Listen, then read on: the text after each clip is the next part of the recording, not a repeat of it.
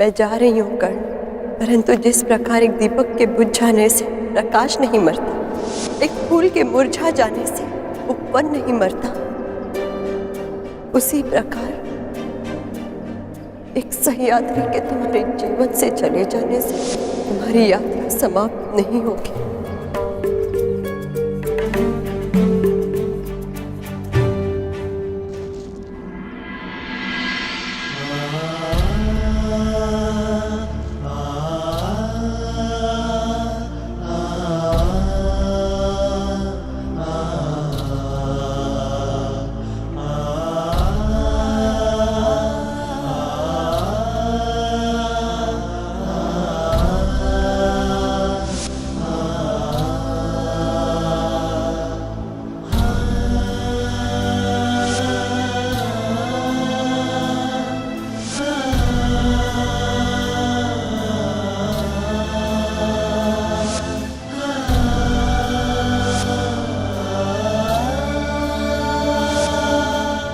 सूर्य को साक्षी रखकर वचन दो कर्ण कि तुम सुप्रिया से विवाह करोगे।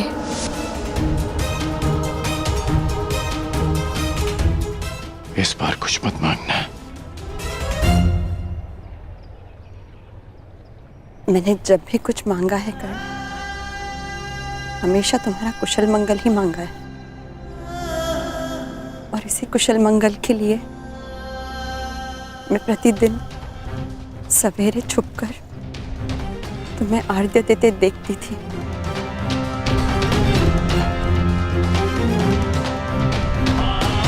और संतुष्ट होकर लौट जाती थी कि आज भी तुम्हारे मुख पर वही तेज है और आंखों में वही परिवर्तन की चाह। तो आज क्यों आई? क्योंकि आज तुम्हारा मुख मलिन है कर्ण, और आंखों में चिंता। ऐसा क्या अंतर्द्वंद्व है जो तुम्हें सता रहा है? मेरा प्रिय दुशासन आज ही जाकर हस्तिनापुर से पांडवों को निमंत्रण दे आए, और फिर यहाँ उनका सम्मान समारोह होगा, और फिर दो दो हाथ पांचों के। पांडव युद्ध क्रीड़ा के लिए आने वाले हैं, और मुझे संदेह है कि शकुनी कोई छल करने वाला है।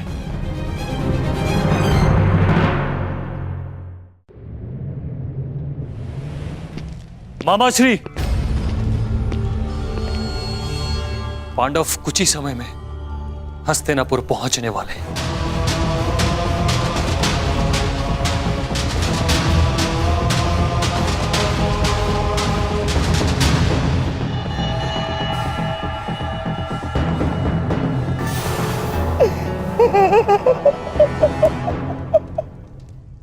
बहुत अच्छे दुशासन, बहुत अच्छे। कदाचित तुम नहीं जानते कि मैंने इस क्षण की कितनी प्रतीक्षा की है। परंतु मामाश्री, वो सूत पुत्र यदि द्वैत क्रीड़ा में उपस्थित हुआ तो? ना, वो सूत पुत्र कर्ण द्यूत क्रीड़ा में उपस्थित नहीं हो पाएगा। ना, ना।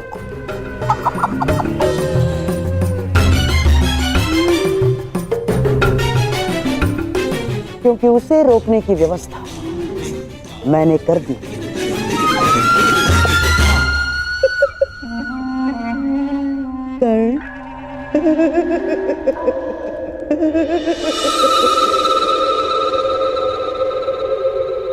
कैसा छल? जैसा वारनाव्रत में हुआ था। यद्यपि यहाँ महामहिम और आचार्य द्रोण उपस्थित होंगे, परंतु शकुनी के विषय में कुछ कहा नहीं जा सकता। वो कुछ भी कर सकता है।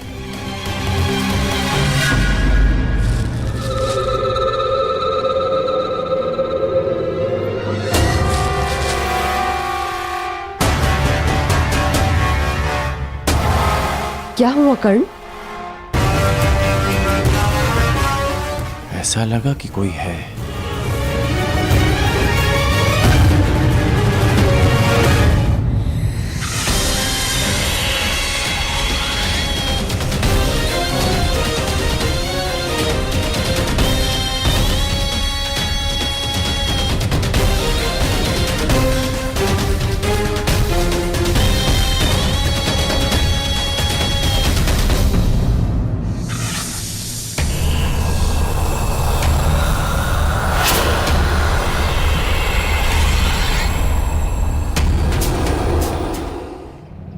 नहीं पता वृषाली कि मैं क्या करूं। जो तुम्हारा लक्ष्य है परिवर्तन,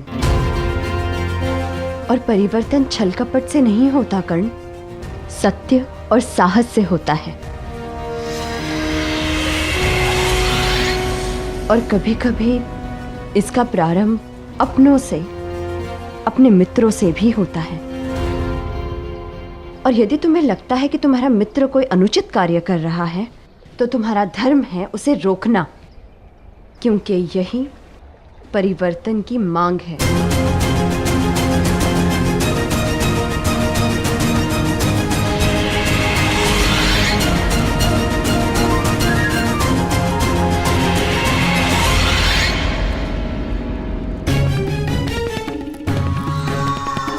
सूर्य चढ़ चुका है कर्ण, और आज का उगता हुआ ये सूर्य तुम पर ऐसा ग्रहण लगाएगा, ऐसा ग्रहण लगाएगा कि तुम यहाँ आना तो दो, यहाँ आने की सोच भी नहीं सकते।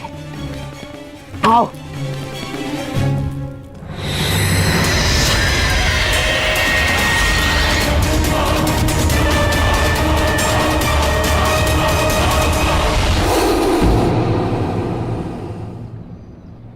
क्या हुआ?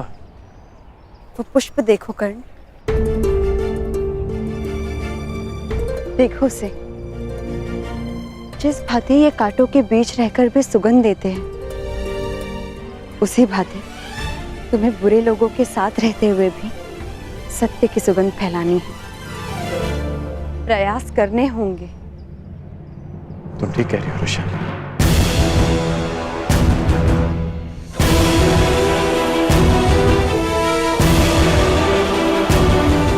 तो अब तुम क्या करो? वही जो तुमने कहा, प्रयास, परिवर्तन का, सत्य की विजय का।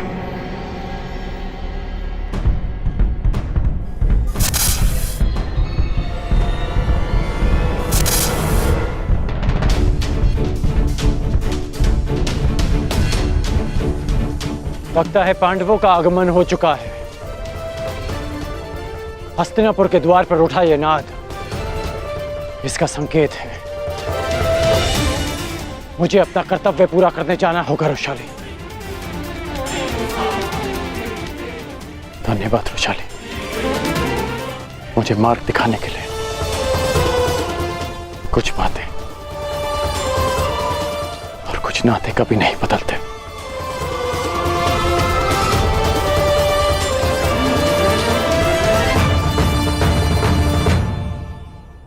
और कुछ बदल जाते हैं कर्ण।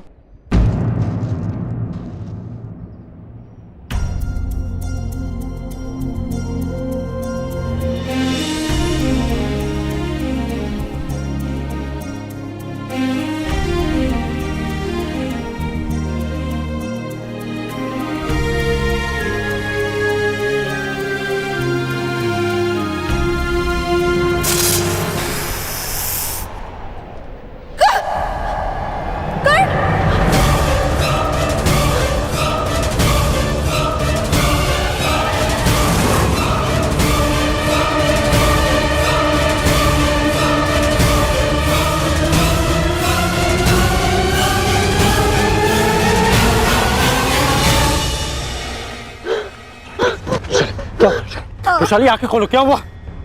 क्या हुआ?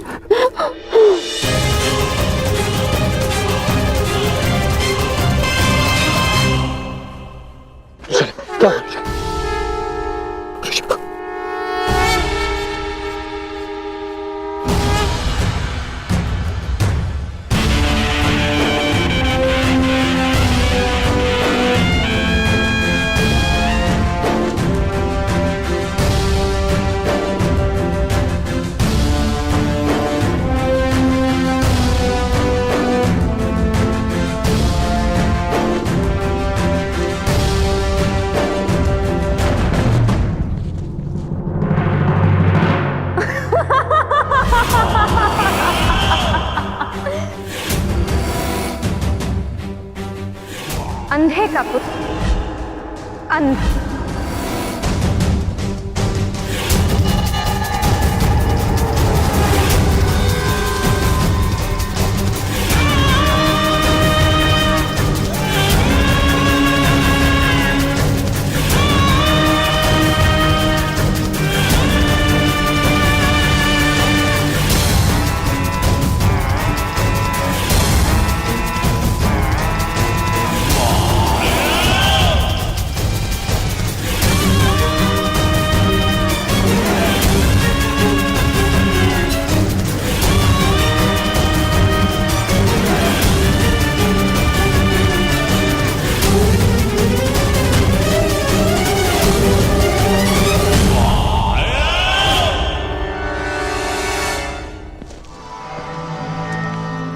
सही समय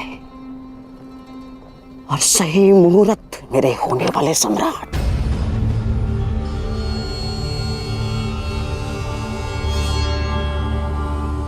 मेरे पास पासे और इस पांचाली के पास कोई ढाल नहीं।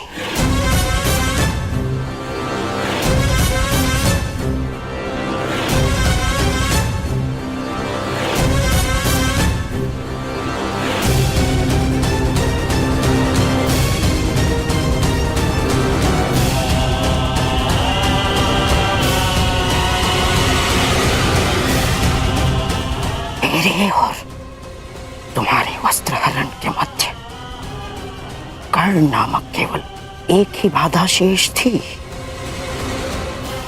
उसे भी मैंने दूर कर दिया है पांचाली।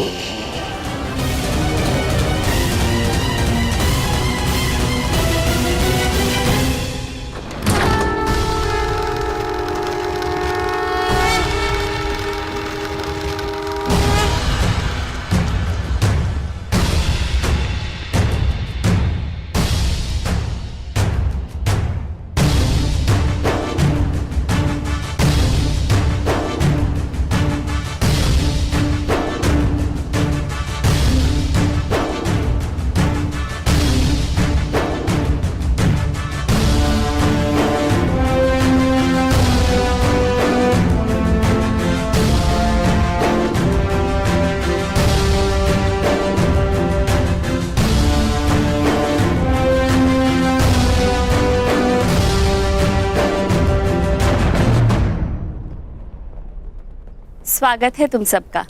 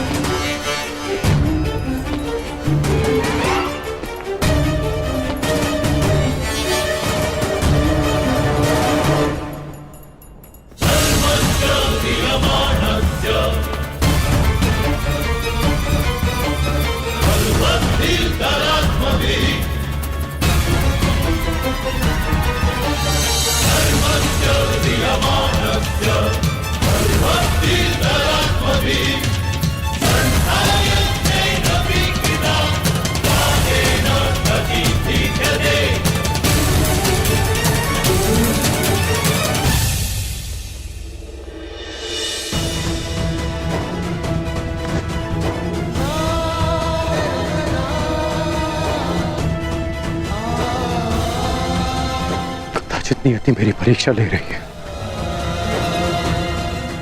यहाँ तुम और वहां पांडव, मगर मैं इस परीक्षा में खरा उतरूंगा।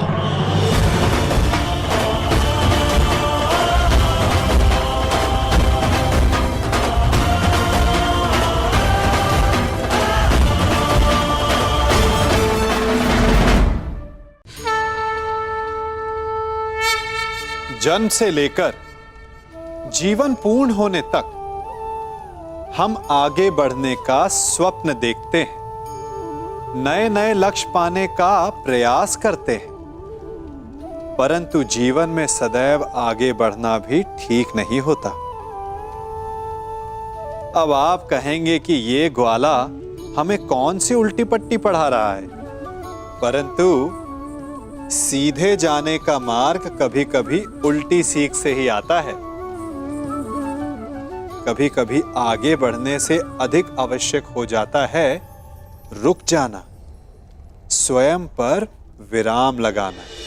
अच्छा स्वास्थ्य पाने के लिए भोजन करने से अधिक महत्वपूर्ण होता है कि आप कब भोजन करना रोक देते हैं। अच्छा संबंध बने उसके लिए आवश्यक होता है कि आप कब अधिक हस्तक्षेप करना रोक देते हैं। और नाश से बचने के लिए आवश्यक है कि कब आप अपने पग को रोक लेते हैं। तो आगे बढ़ने के विज्ञान में कब रुकना है, ये ज्ञान बहुत ही आवश्यक है। क्योंकि कभी कभी विनाश की गर्द हमसे केवल एक पग आगे होती है और उससे हमें बचा सकते हैं हमारे रुके हुए पग।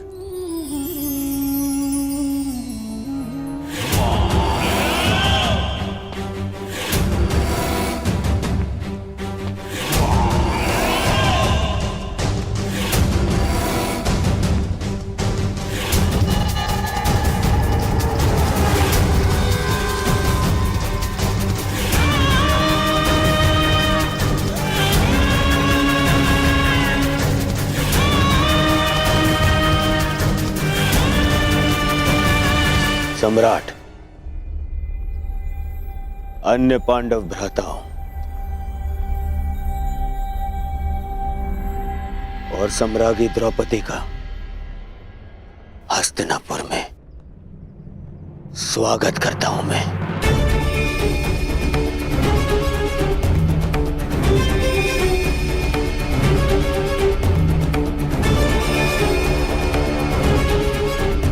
इंद्रप्रस्थ में आपने स्मरणीय आतिथ्य किया। मेरा प्रयास रहेगा कि हस्तिनापुर का आपका यह प्रवास भी आपके लिए स्मरणीय हो।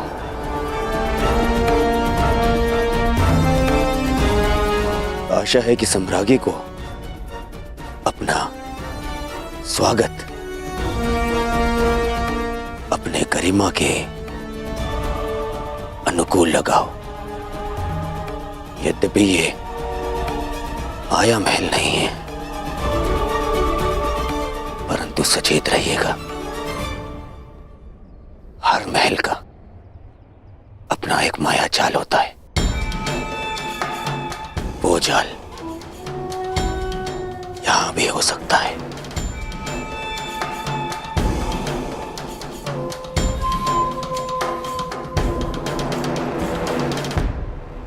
सावधान करने के लिए धन्यवाद युवराज।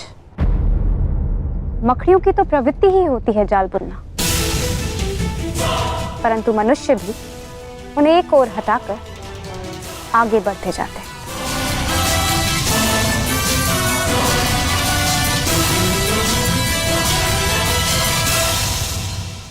इतना गर्व, इतना अभिमान, देखते हैं इंद्रप्रस्थ जाते समय कितना गर्व और कितना अभिमान लेकर जाएंगे आप।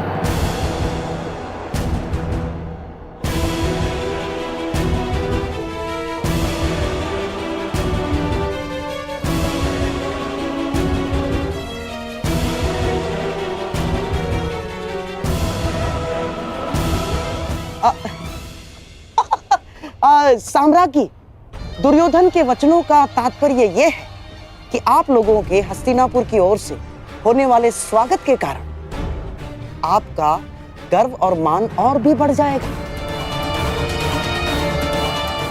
आपके स्वागत में ये उत्सव तो कुछ भी नहीं ना। भीतर चलिए, आश्चर्यचकित रह जाएंगे सारे के सारे। आइए आइए।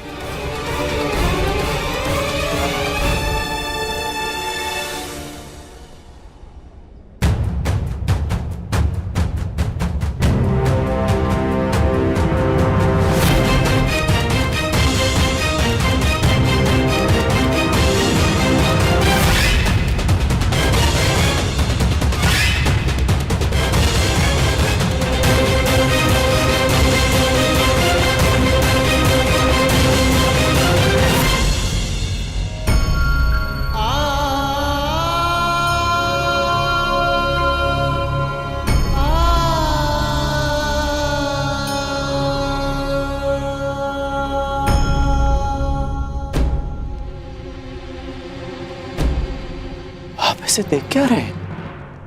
वृषाली का उपचार प्रारंभ कीजिए ना। उपचार लक्षण देखकर किया जाता है कर्ण। इसके लक्षण बता रहे हैं कि इसे किसी साधारण नाग ने नहीं डसा। अर्थात इसे किसी महाविषधर इच्छाधारी नाग ने डसा है। और उसका केवल एक ही उपचार है, और वो उपचार ये है कि वो नाग स्वयं आकर वृषाली के रक्त से अपना विष लौटा ले।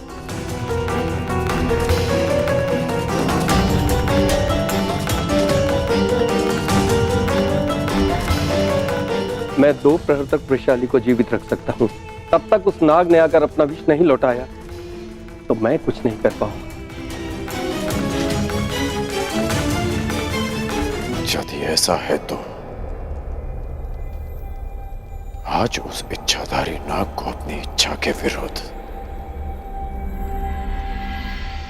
वृषाली का विष हरना होगा।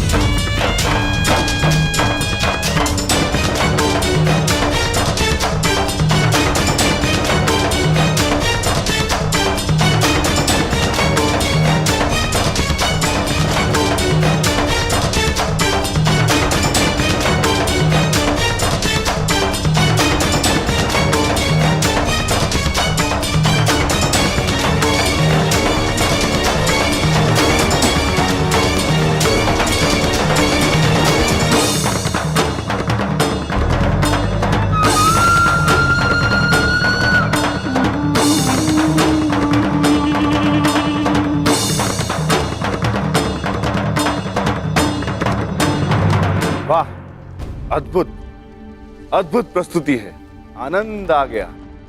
भीम, आनंद आ रहा है ना? अभी तो बहुत आनंद आना शेष है।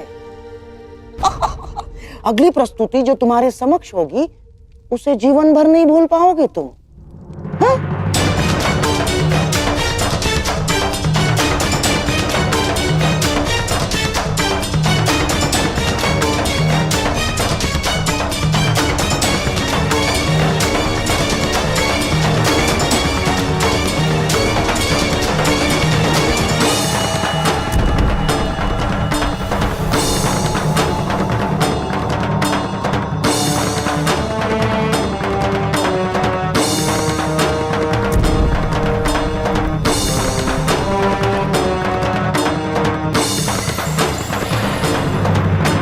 देखो पांचाली, आचार्य द्रोण भी यहाँ पधारे। सब कुछ कितना आनंददायी और मंगल में प्रतीत हो रहा है। तुम व्यर्थ में चिंतित हो रही हो। हस्तिनापुर हमारा घर है। आचार्य द्रोण, विदुर काका श्री और पितामह के रहते कुछ भी अनुचित नहीं होगा।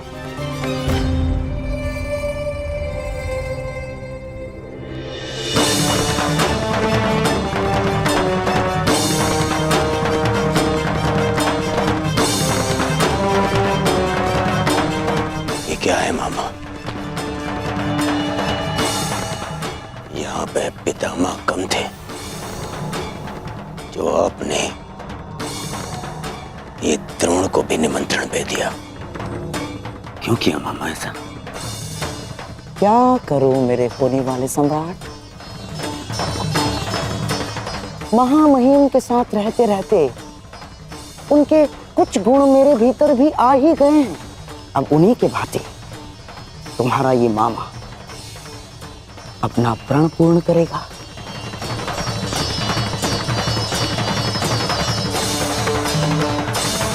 कुल वधु पांचाली का अपमान सारे कुल के समक्ष होगा।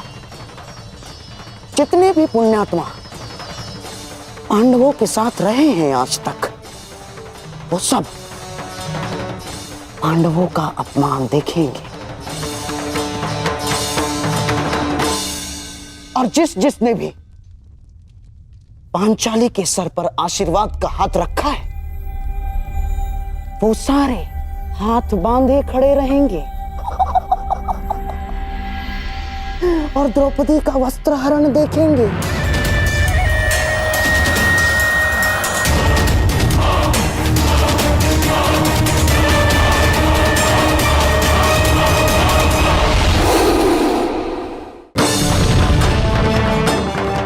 एक यज्ञ युधिष्ठिर ने किया था ना, तुम्हारा अपमान करने के लिए है? और एक यज्ञ करेगा तुम्हारा मामा, जिसमें हर एक मनुष्य के आत्मसम्मान की आहुति दी जाएगी, जिसने तुम्हारे साथ चाहे अनचाहे बुरा किया। ये द्यूत नहीं है दुर्योधन ना, ये महायज्ञ है तुम्हारे मामा का, जिस यज्ञ को कोई भंग नहीं कर सकता, क्योंकि इसको भंग करने वाला इस पूरी सभा में प्रस्तुत हो ही नहीं सकता।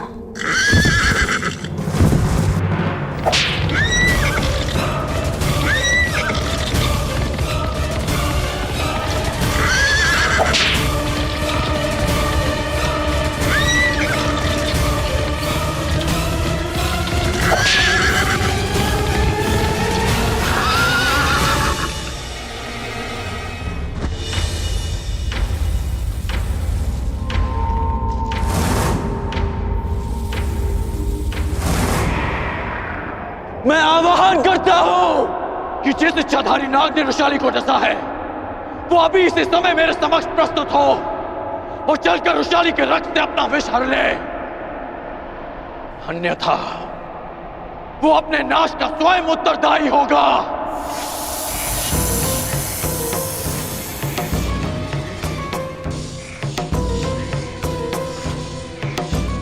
मैं अंतिम चेतावनी दे रहा हूं, अन्यथा स्वयं के साथ साथ वो अपने कुल के नाश का कारण भी स्वयं होगा।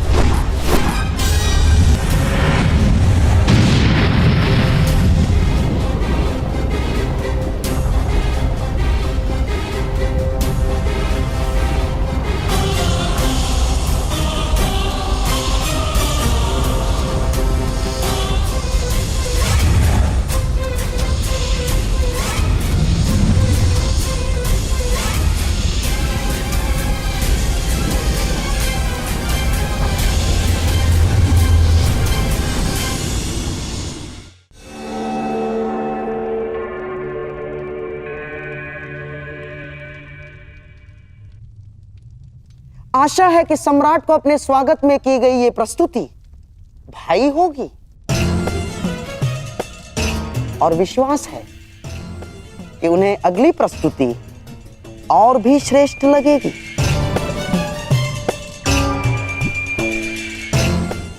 अब ना, अर्थात मेरे कहने का तात्पर्य यह है कि सम्राट के मनोरंजन के लिए द्यूत क्रीड़ा का प्रबंध हो गया है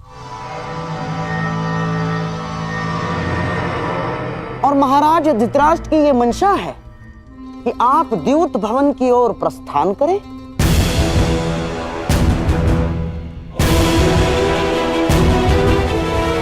व्यथित ना हो, सब शुभ होगा। आओ।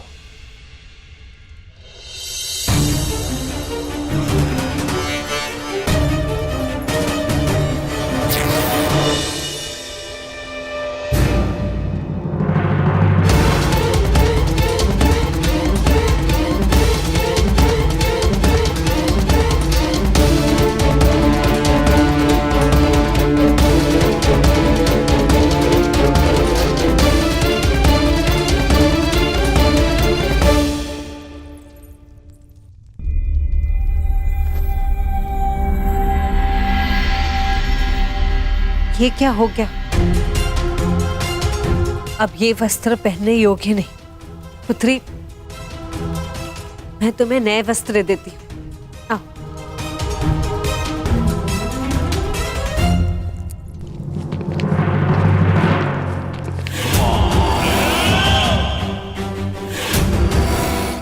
आज जितने चाहे वस्त्र दे दो इसे, सब हार लिए जाएंगे। आज सभा में वस्त्रहीन की गई द्रौपदी भविष्य में वस्त्र पहनकर भी कभी किसी से दृष्टि नहीं मिला पाएगी।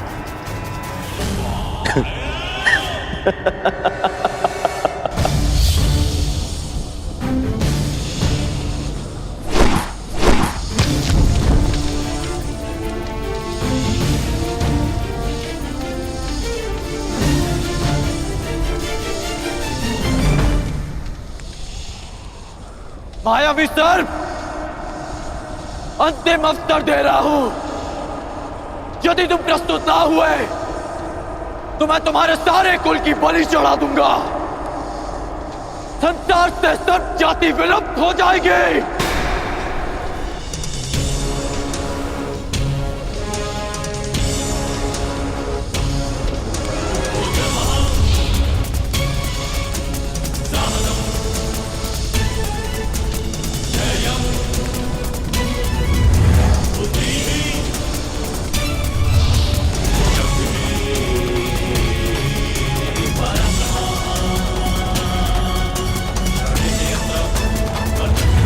रुको धनुधारी,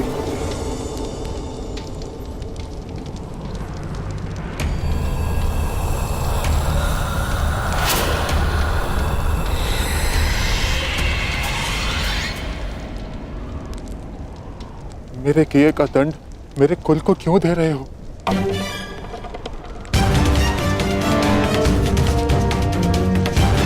तो वैशाली को क्यों दंड दिया तुमने? अपनों की सुरक्षा की बात आई तो हृदय कांप उठा। ये नहीं सोचा कि जिसे डसा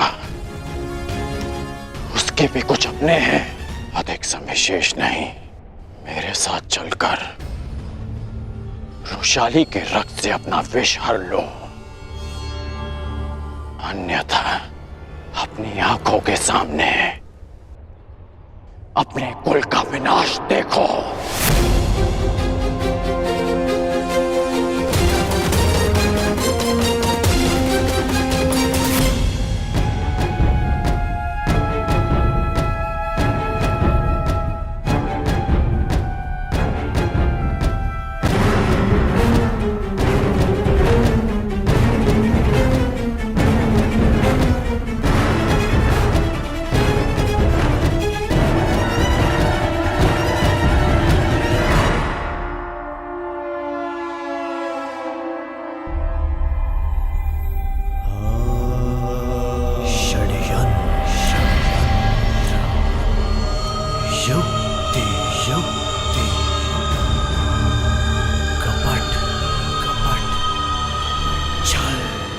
सम्राट की जय हो।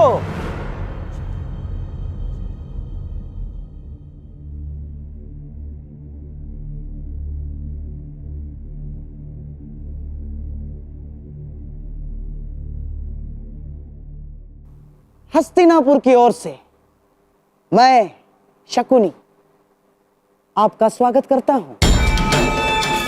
सम्राट ने राजसूय यज्ञ में सारे आर्यव्रत का सत्कार किया। आज हम भाग्यशाली हैं कि इंद्रप्रस्थ के सम्राट युधिष्ठिर का सत्कार कर रहे हैं। हस्तिनापुर साक्षी बनेगा दो भाइयों के बीच खेले गए इस द्यूत का। इस सभा में उपस्थित प्रत्येक व्यक्ति इस भव्य सत्कार को कभी भूल नहीं पाए। तो प्रस्तुत है आज तक के इतिहास की सबसे बड़ी, सबसे रोमांचक, मनोरंजक द्यूत क्रीड़ा। ऐसा खेल ना इससे पूर्व कभी खेला गया है, ना कभी खेला जाएगा।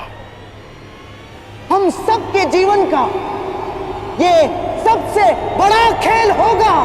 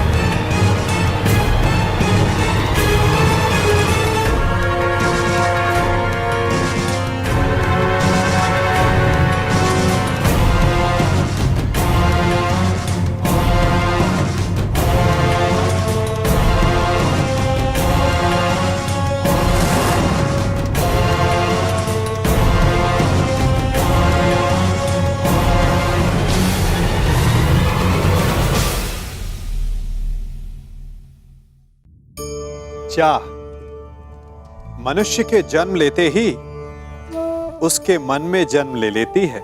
चाह जीवित रहने की, फिर प्रेम की, फिर आनंद की, फिर सफलता की। परंतु सबकी चाह पूर्ण नहीं होती।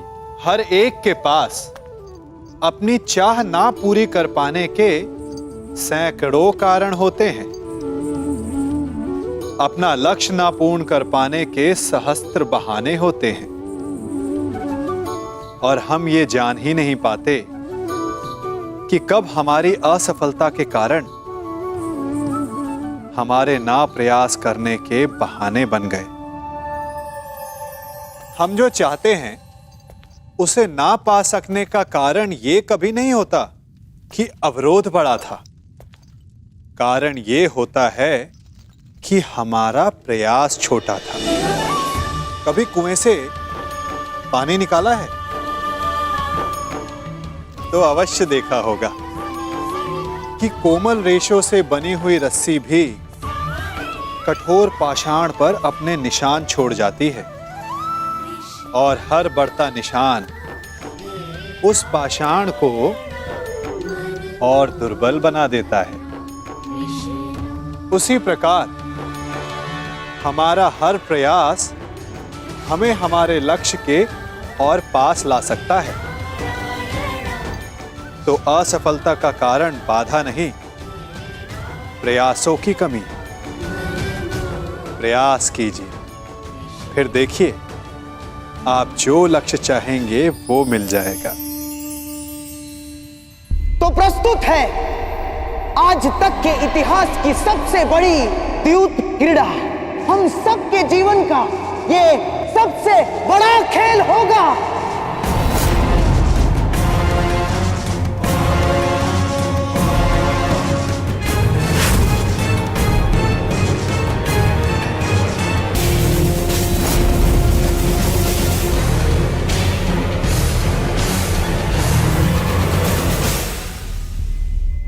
मैं आपको वचन देता हूं सम्राट, न केवल आपके लिए अपितु यहां उपस्थित सभी व्यक्तियों के लिए ये खेल अविस्मरणीय रहेगा।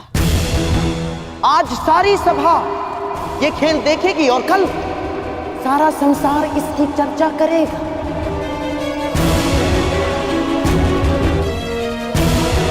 और ये इतिहास भी कभी नहीं भूलेगा, और ना ही भूलेगा द्रौपदी का अपमान।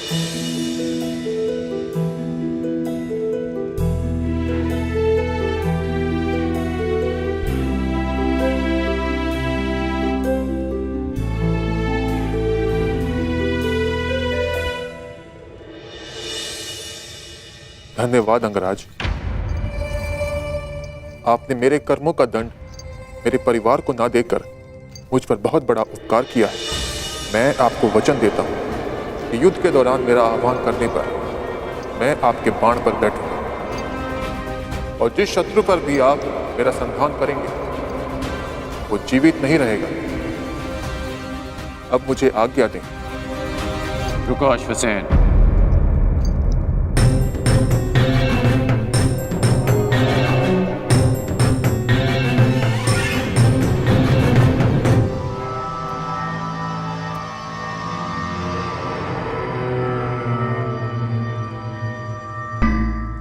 इतनी शीघ्रता क्यों है जाने की?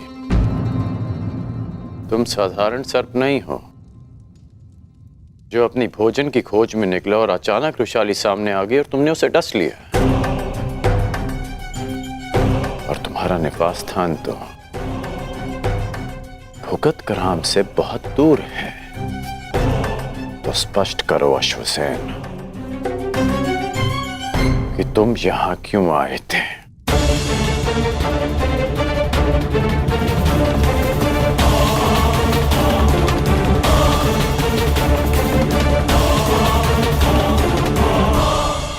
कहीं तुम्हें शकुनी ने तो नहीं भेजा? आइए सम्राट, पधारिए। अपना स्थान ग्रहण करके मुझ पर अनुग्रह कीजिए।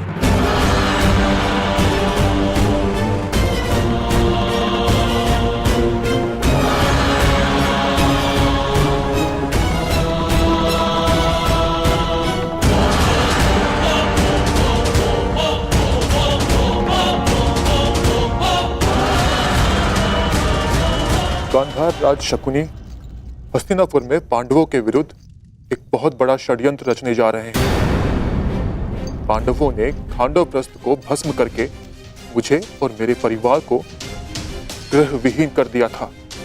मैं उनसे प्रतिशोध लेना चाहता था। शकुनी ने आपको इस षड्यंत्र से दूर रखने के लिए मुझसे यह संधि की कि यदि मैं आपको युद्ध क्रीड़ा भवन से दूर रखता हूं तो वो पांडवों को इंद्रप्रस्थ से खदेड़ फेंकेंगे। आज गांधार राज युद्ध क्रीड़ा में पांडवों का सर्वस्व हर लेने वाले हैं। लीजिए सम्राट, आपके मनोरंजन का प्रबंध हो गया है और आशा है कि सभा में उपस्थित सभी का मनोरंजन होगा।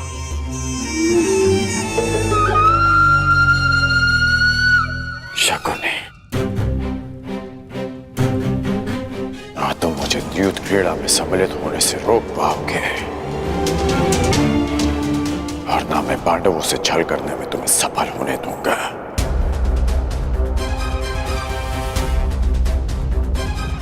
यदि पांडवों को पराजय मिलेगी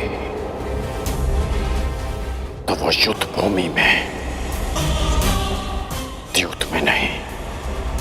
मैं मेरे मित्र दुर्योधन का नाम इतिहास में कलंकित नहीं होने दूंगा।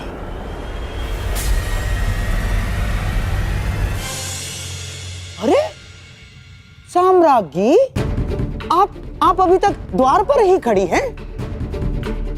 आइए, आपके बिना तो इस खेल में आनंद ही नहीं आएगा। आइए ना। मेरे कहने का तात्पर्य यह है कि आप भी इस खेल का आनंद उठाइए। आओ मेरे भांजो, भीम, नकुल, सहदेव, धनुर्धारी अर्जुन, आओ, पधारिए, पधारिए।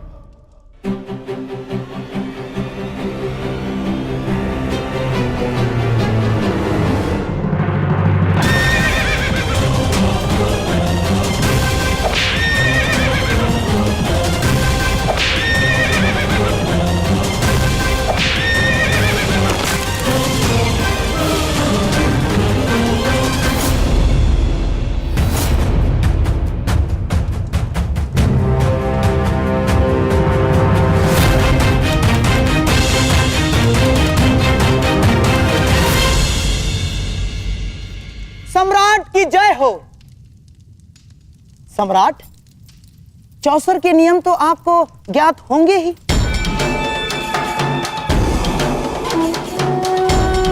क्योंकि आप तो चौसर के सर्वश्रेष्ठ खिलाड़ी हैं। परंतु हां, यहां उपस्थित सभी माननीय सभासदों में से कुछ चौसर के नियम नहीं जानते होंगे। इसीलिए प्रारंभ से पूर्व मैं एक बार फिर नियम समझा देता हूं।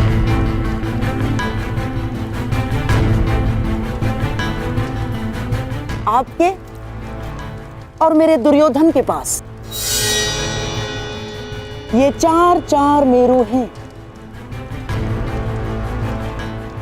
अपने अपने घरों में आपके पास से जितने अंक फेंकेंगे उतने ही घर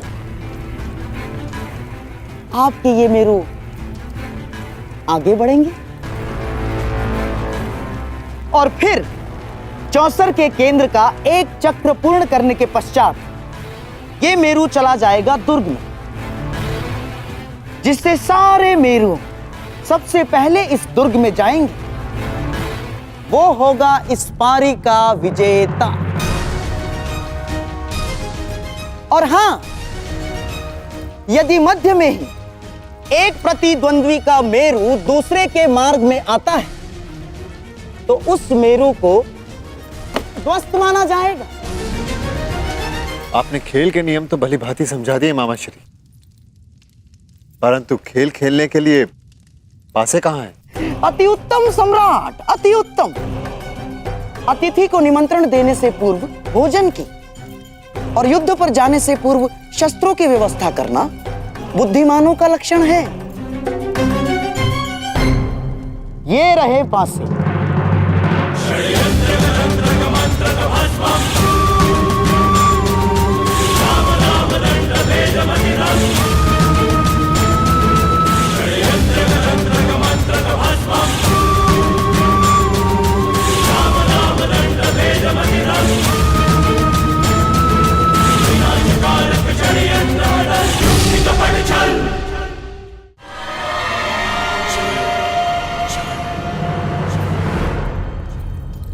ये लीजिए सम्राट, नूतन नवीन अभी तक एक बार भी फेंके नहीं गए, विशेष रूप से आज के खेल के लिए निर्मित हैं। अब आप अतिथि हैं और सम्राट भी, इसीलिए आज के खेल का पहला पासा आप फेंकेंगे।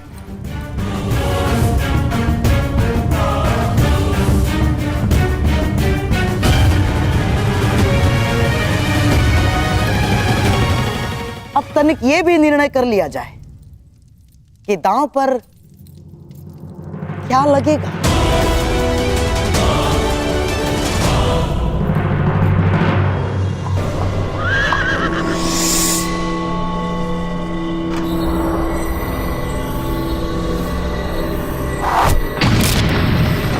यदि सम्राट की आज्ञा हो तो पहला दांव 1-1 सहस्त्र स्वर्ण मुद्राओं के लिए हो।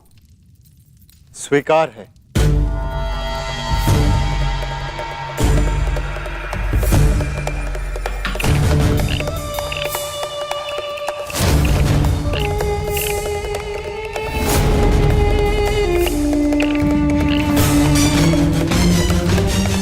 धैर्य सम्राट।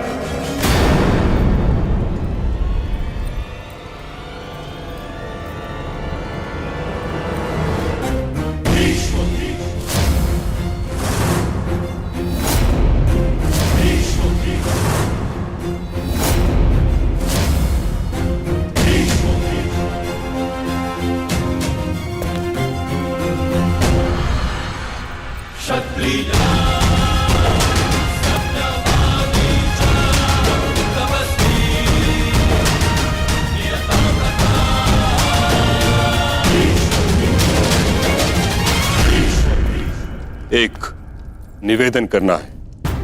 आपका आदेश आज्ञा करना है पितामह, और मेरा पालन करना। आदेश दीजिए। यदि पौत्र आया होता तो मैं अवश्य आदेश देता, परंतु खेलने सम्राट आए हैं, इसलिए निवेदन है।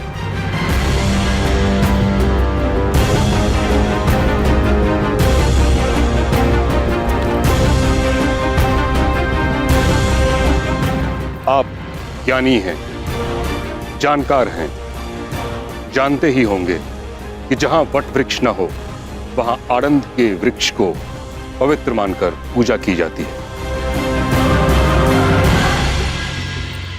जहां गंगा ना हो वहां अंजलि में जल लेकर उसे गंगा मानकर आचमन किया जाता है। उसी प्रकार हाथ में पासे लेने से द्यूत पूर्ण माना जा सकता है। यह प्रतीक यदि धर्म पर लागू हो सकता है तो अधर्म पर भी होना चाहिए।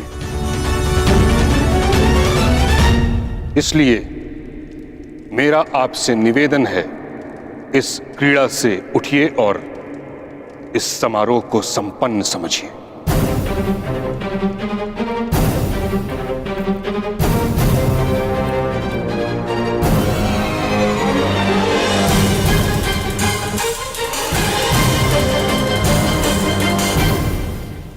पितामह, अभी खेल प्रारंभ भी नहीं हुआ है और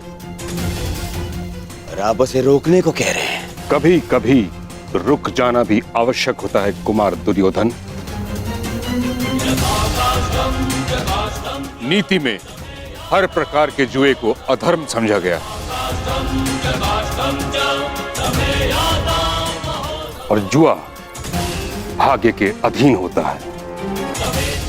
भाग्य, धर्म, अधर्म, छल, पाखंड नहीं देखता। पासा जिस ओर पड़े भाग्य उसी ओर मुड़ जाता है। इसीलिए धर्म केवल पुरुषार्थ में है।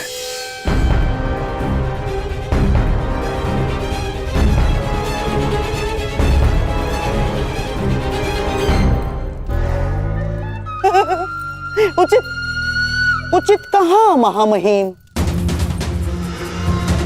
परंतु युद्ध के भांति द्यूत भी पुरुषार्थ माना गया है। जो द्यूत को पुरुषार्थ माने मैं उसे पुरुष ही नहीं मानता गंधार राज।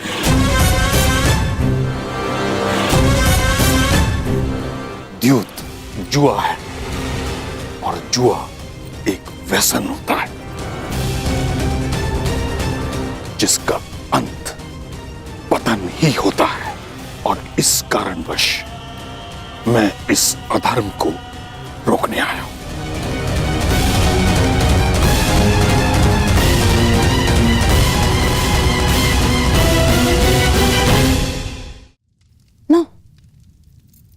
नहीं महामहिम, अब आपसे विवाद कर सकने का ज्ञान मुझ में तो नहीं, परंतु इस सभा में स्वयं सम्राट युधिष्ठिर से बड़ा धर्म का मर्मज्ञ कौन है?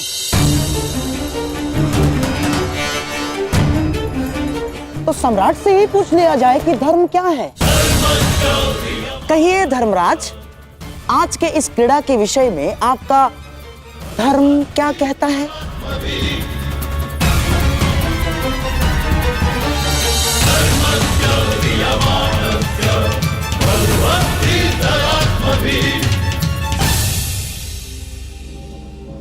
आह्वान किए जाने पर प्रस्तुत होना और चुनौती पाकर उसका उत्तर देना एक क्षत्रिय का धर्म है पितामह।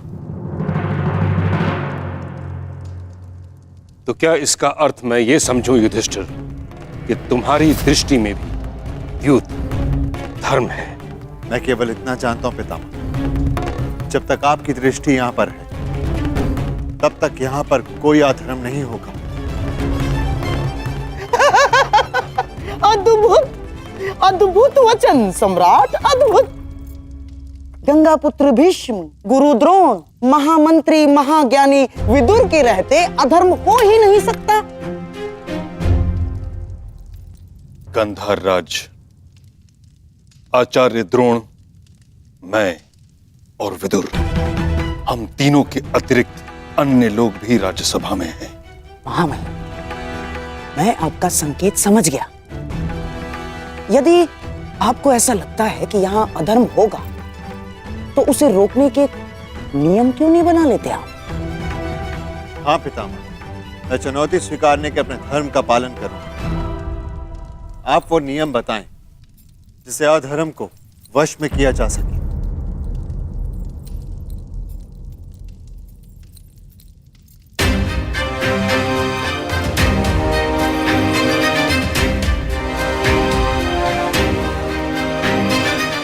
ठीक है, तो सर्वप्रथम कोई भी प्रतिद्वंदी दूसरे प्रतिद्वंदी को आगे खेलने के लिए विवश नहीं करेगा। यदि एक खिलाड़ी खेल छोड़ना चाहे तो दूसरे को उससे कोई आपत्ति नहीं होनी चाहिए। परंतु पितामह, बोलो दुर्योधन, तुम केवल अपने पितामह के समक्ष नहीं बल्कि हस्तिनापुर के सिंहासन के संरक्षक और प्रमुख सेनापति के समक्ष हो। समझ गए? स्वीकार है महामहिम। और कोई नियम? कोई भी प्रतिद्वंदी केवल वही वस्तु या संपत्ति दांव पर लगा सकता है जिसका वो स्वयं अधिकारी हो। पितामह, कैसे कड़े नियम है? आप खेल खेलने देना चाहते भी हैं या नहीं? मैं तो पहले से ही इस खेल के विरुद्ध था, परंतु तुम अगर नियमों का पालन नहीं करना चाहते तो इस क्रीड़ा को समाप्त समझो।